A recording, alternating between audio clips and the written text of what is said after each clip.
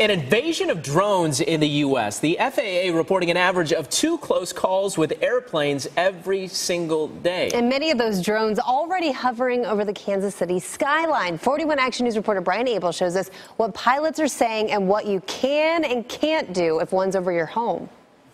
Well, with the rise of the number of drones in the sky, it's not just the people in the sky that are concerned, but it's the people on the ground as well.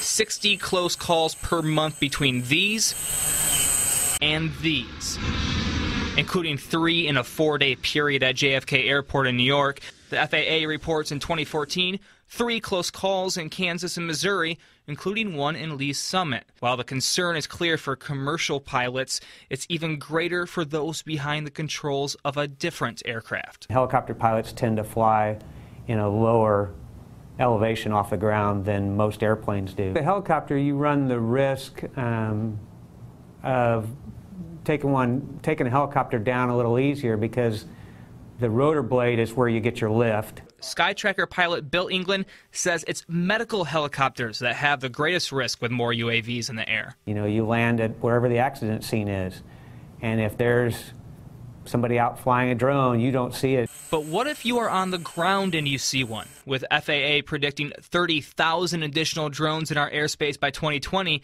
the chance for an over-your-home encounter is growing. Some, including a man from Kentucky just this past week, taking matters into their own hands, shooting them down. The common misperception is that if I'm over my piece of property, no one can come over my property, and nobody has jurisdiction over what I can do over my property, and that's not the case. Drone law specialist Tom Gemmel says the FAA has jurisdiction of the air above your home, not you.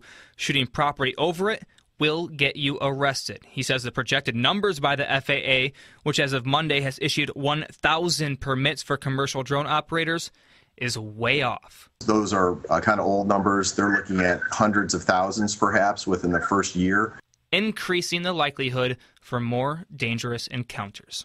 And new regulations by the FAA are due by August of next year. Reporting in Kansas City, Brian Abel, 41 Action News.